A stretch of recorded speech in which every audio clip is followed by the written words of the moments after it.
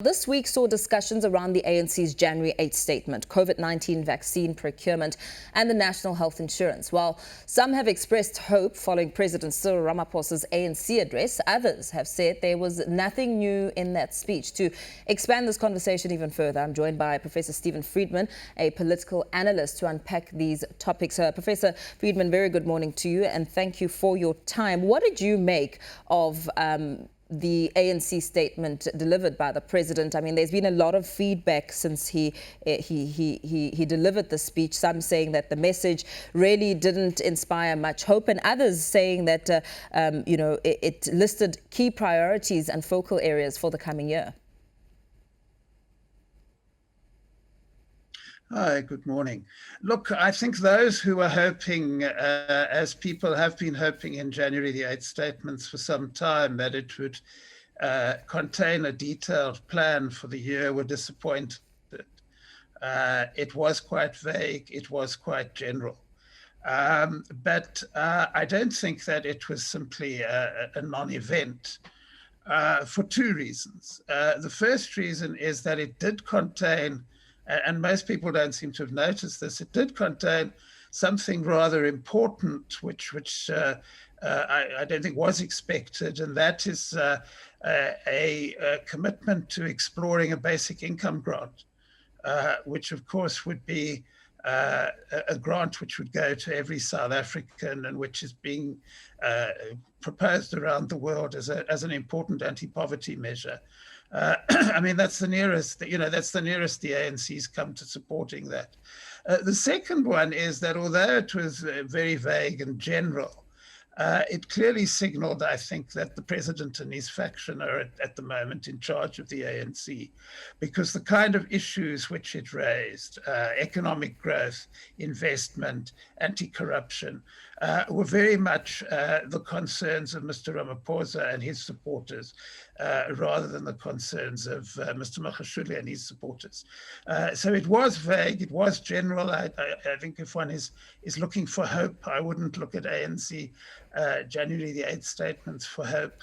But I think that it was, for that reason, more interesting than the kind of very bland January the 8th statements we've seen in the last few years. Another pressing factor is what is making and dominating most front pages of our Sunday papers. I mean, the City Press puts it as a scramble to provide a vaccine. The Sunday Times says it's SA's race to nab the jab hotting up.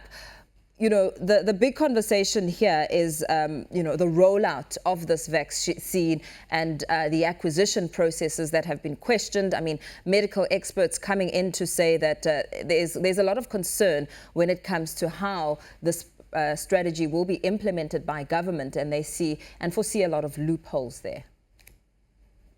Yeah, I think one of the problems we have in fighting this virus is that, like most people in the South African debate, you folks in the media take as gospel everything that medical scientists say. We clearly do need a vaccine. However, anybody who believes that the vaccine is going to deal with this anytime soon is not being realistic. Unless you're China, which is able to do these things for a variety of reasons, even the expectation that we will vaccinate 2/3 of the South African population in a year is not realistic. Medium term, the only way out of this mess is the vaccine. But before the medium term, we have to do other things. I mean, we are sitting here with a situation in which cases are alarmingly high. When cases are alarmingly high, deaths are alarmingly high.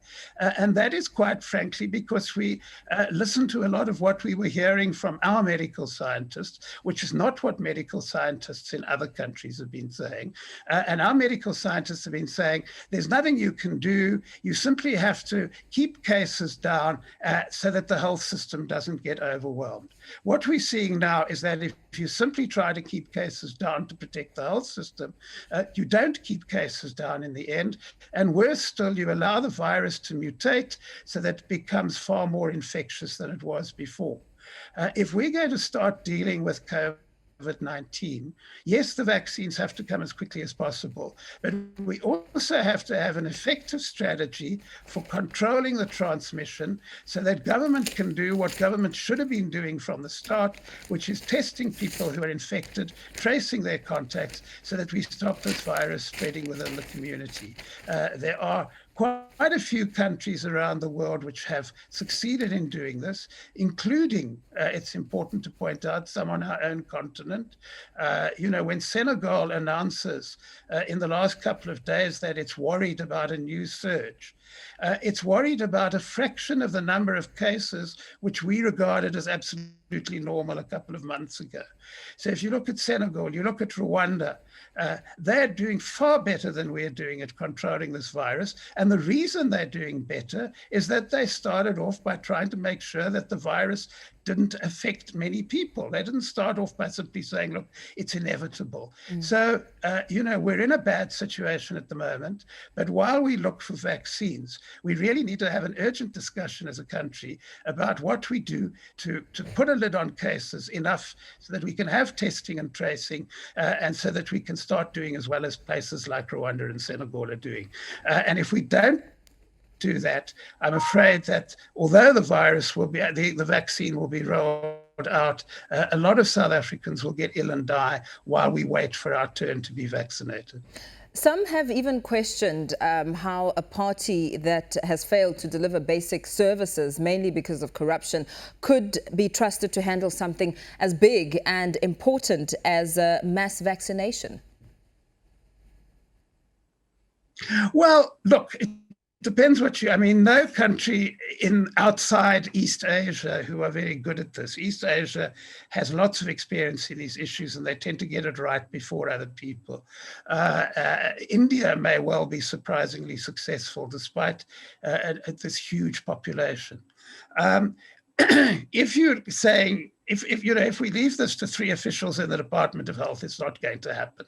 However, what we have seen in South Africa over the last 25 years from time to time is if you get all of South Africa to pull together, you can actually achieve quite a lot. And obviously the example is the arrangements for the 2010 World Cup. Now, it so happens, as far as vaccines are concerned, that the medical aid companies have a very strong vested interest in rolling out the vaccine because they want there to be as few cases as possible. Big business has an interest in rolling out the vaccine because they want there to be as few illnesses as possible. And therefore, if we have a coordinated attempt where business comes to the party, where medical aids come to the party, we may be surprisingly successful.